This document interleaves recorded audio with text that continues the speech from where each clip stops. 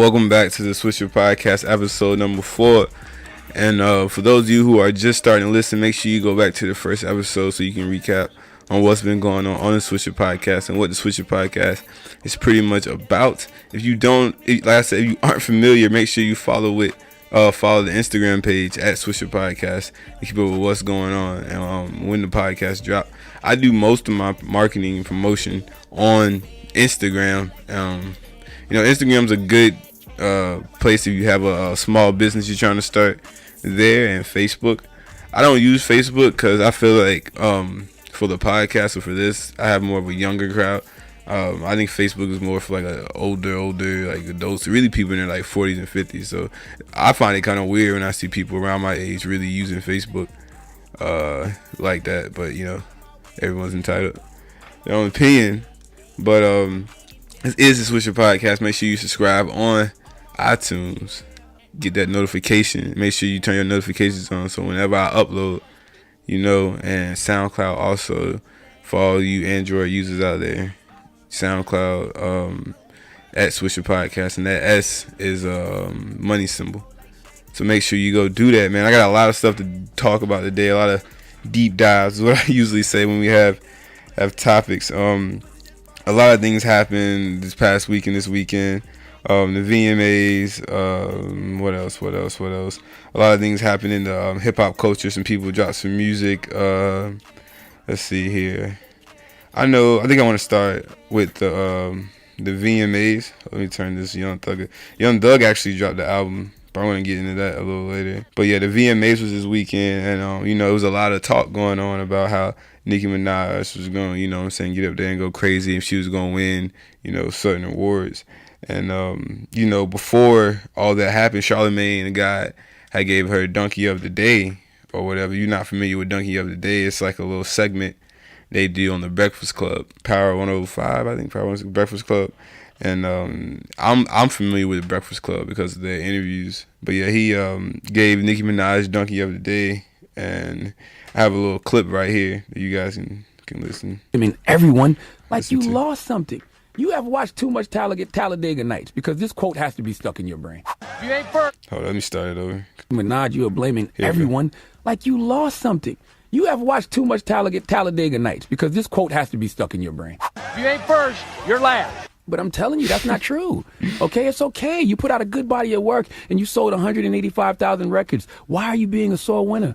Nothing you're doing is queen-like. Nicki's last album, The Pink Print, debuted at number 2 with 244,000 albums sold. Okay, I don't remember her tripping off being number 2 then, so what's the problem now? And a lot to build off, Nicki. Okay, you are a God-fearing woman, so you know as well as I do that what we don't appreciate, we risk losing.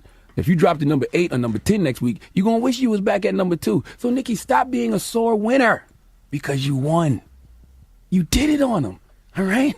Let's celebrate you having the number 2 album in the country. All the Bobs, let's celebrate. Play my joint, please. She did it on them. Come on now. Stupid. Number 2 album in the country. Put your number 2s in the air if you did it on them. Nicki Minaj, you.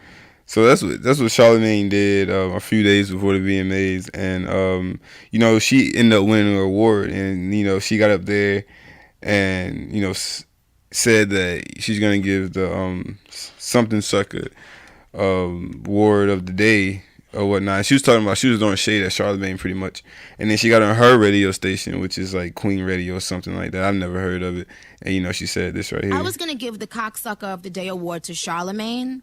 And then when I listened to what he said, I said, you know what? I'm not going to do that because I felt what he said was very true. It was very real. What he said was, I'm being a sore winner and I'm a God-fearing woman and I need to be grateful.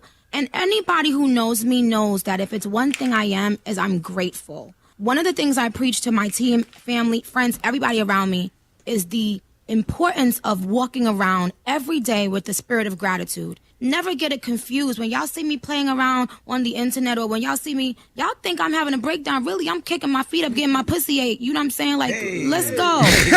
But what I will say, Charlamagne, the reason I am where I am is because of my gratitude. You said she didn't have a problem.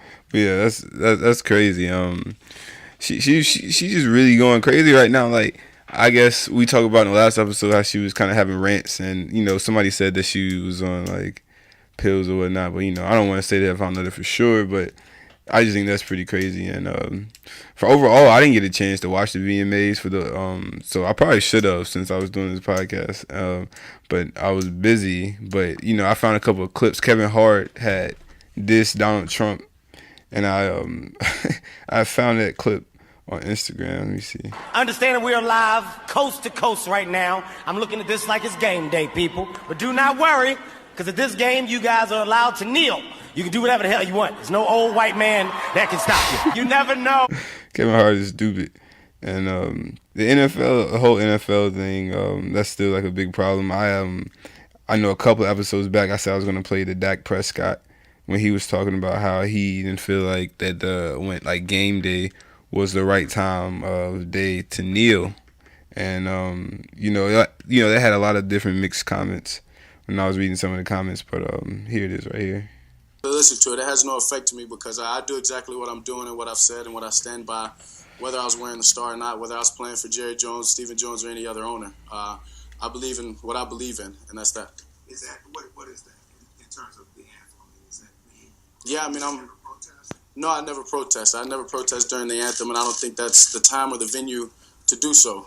The game of football has always brought me such a peace, and I think it does the same for a lot of people playing the game, a lot of people watching the game, a lot of people that have any impact of the game. So when you bring such a controversy to the stadium, to the field, to the game, it takes away. It takes away from that. It takes away from the joy and to the love that football brings a lot of people. And so for me, I'm all about making a change, making a difference. And I think this whole kneeling and all that was all about just raising awareness, and the fact that we're still talking about social injustice years later. I think we got to that point. I think we've proved and we know that there's social injustice. So I'm up for taking a next step, that whatever that step may be. Certainly listen to it.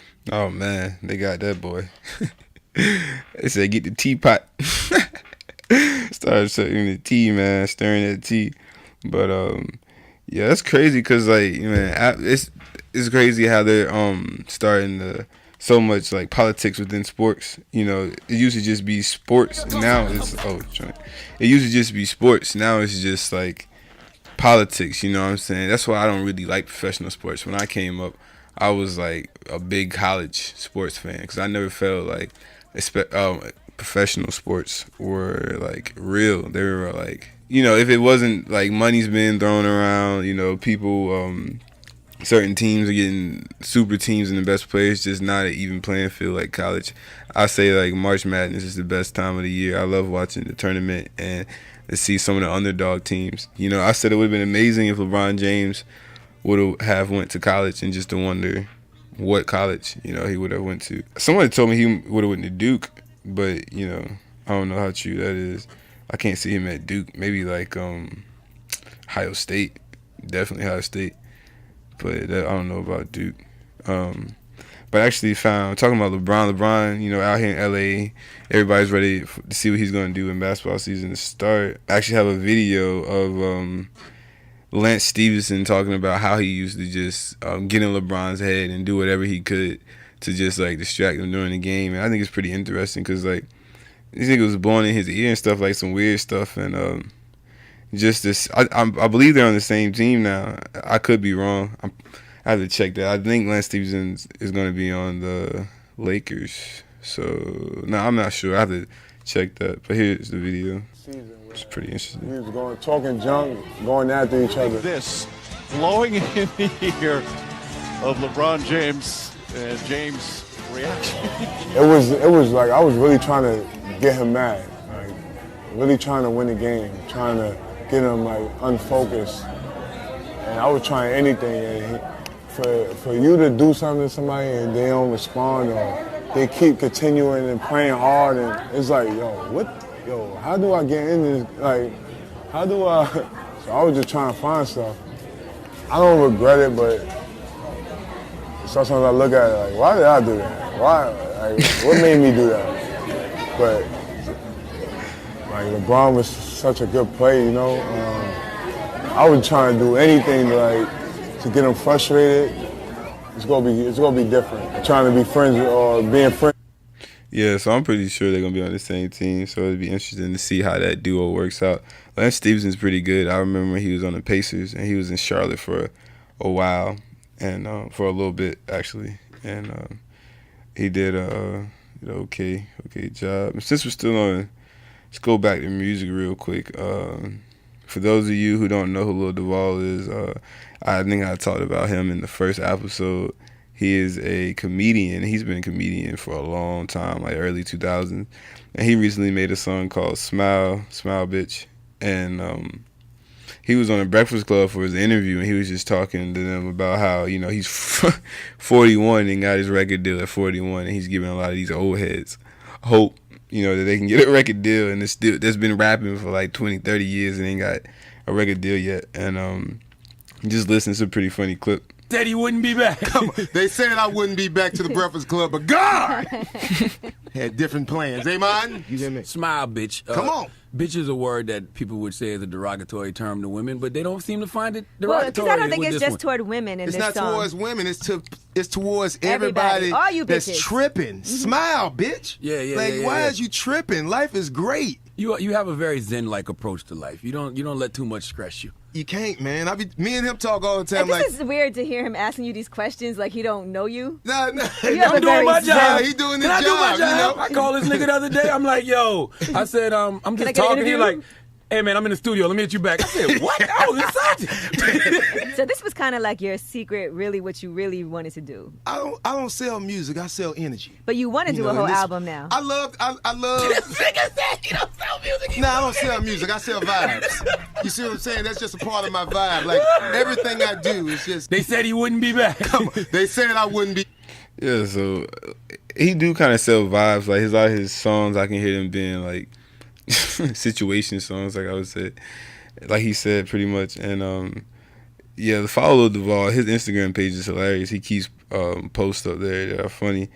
A lot of these comedians, like if you follow the 85 South show and you follow Carlos, Chico Bean, and DC, they stay posting funny posts and they post their own content. That's just them up there, which is super, super funny. Yeah, what else I got to talk about? Trying to squeeze all this information in a 20-minute episode. You know what I'm saying? I only got so much time left for you guys, man.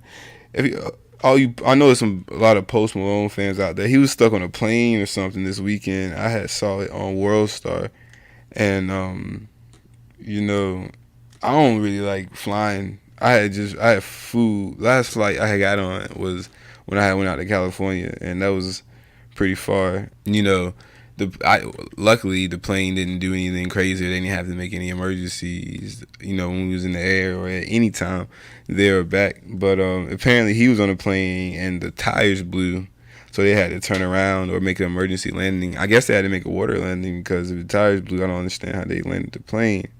But here's another clip of the pilot calling on the radio saying, like, you know, the tires blew. It's pretty interesting that they even posted this on, I think, TMZ. Yeah, TMZ. Sir, we just felt the tire blew, so we might need to come back, sir. Just thought we might have blown a tire, sir. We blew a tire, so we need to come back, sir. Sir, yeah, we're not, we're not going to declare an emergency, sir, but we'd like to just head back. Right turn for 24 and clear the land for 131 traffic. Sir, we're descending to 1500 for 131 traffic. Okay, sir, and if it's okay, could we hold for just to burn some fuel, get our weight down? 1.5 hours of fuel, and we have 16 souls on board for 101 Troy Victor. Man, that's crazy. Like, I would have got so nervous. Like, I said, I don't even mess with planes. And I would have heard them in the pilot, where the pilots are, the cockpit, whatever it's called, talking like that. I would be like, nah, get me off this plane. And he had talked to TMZ once he had got off, and he had said, here it is right here. Hey, Post, can you just give us one thing? Were you nervous? Oh my God, I hate flying in general, and then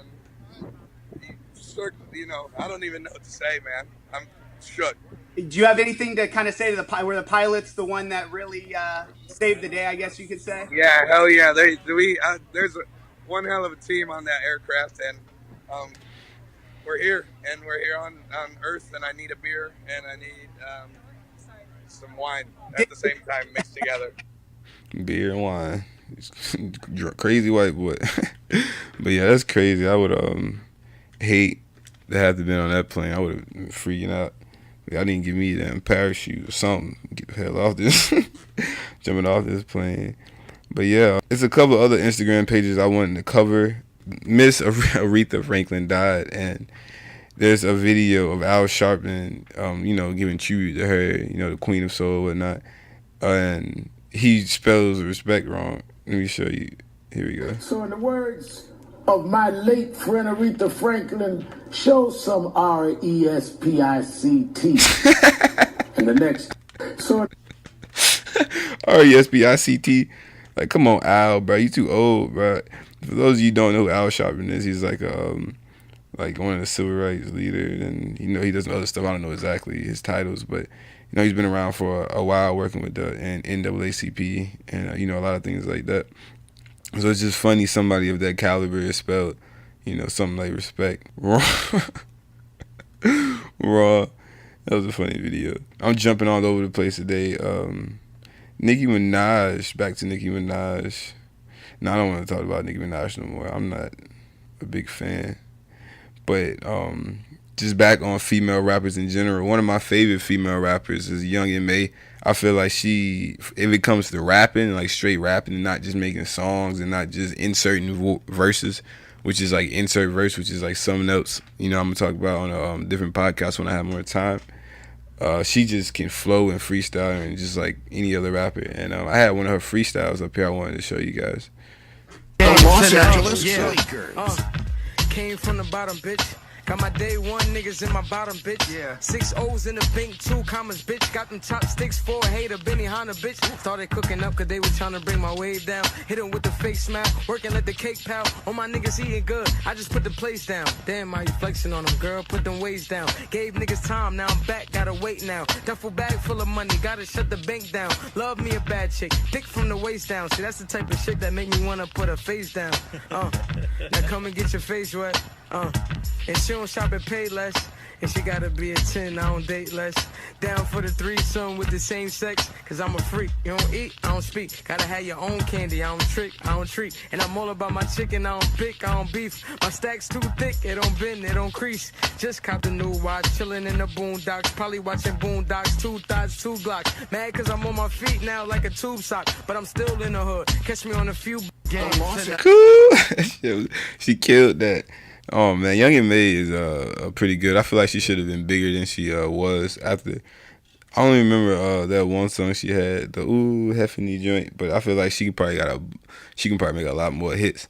She just need to collab with some of these newer artists and really get on the track and maybe switch up her flow a little bit.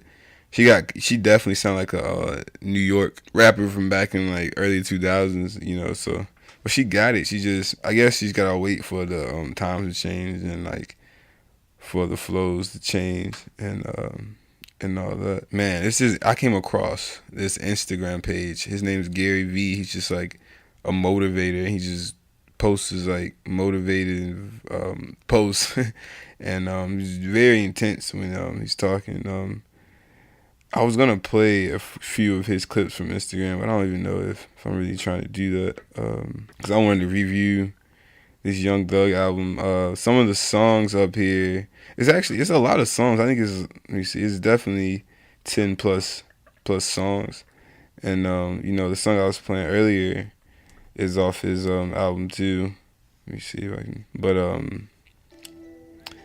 yeah, I was telling my co-host the other day, if you listen to the last podcast, I haven't really heard too much from Young Thug. Young Thug was really big, like I think like 13, 14, 15. I remember he dropped the Barter 6, and that was one of my favorite mixtapes. And he dropped the joint mixtape with him and Rich Homie Quan, Rich Gang, and that was a really good album. I still listen to some songs from both of those today. But Young Thug, he kind of changed up his style and his his swag, and he's kind of on a different type of wave. A lot of artists, they grow after a while once they the money really does change, can change, how someone raps and the lifestyle they live. So they got to start rapping about things that they're living and, they're going through. But, I haven't listened to this full album yet, but some the songs I have listened to so far, like I said, are pretty decent. So I would tell you guys to go check out Slime Language by Young Thug. Let me know what you think about it. This podcast, we talk about music, talk about sports, pop culture, anything. Make sure you follow the Instagram at Swisher Podcast, and make sure you subscribe to Swisher Podcast on Apple Podcasts. And that S for Swisher is a money symbol, so make sure you do that so you go to the right podcast. And for all my Android users, make sure you go SoundCloud and use the money symbol for the S also, so you can find the podcast.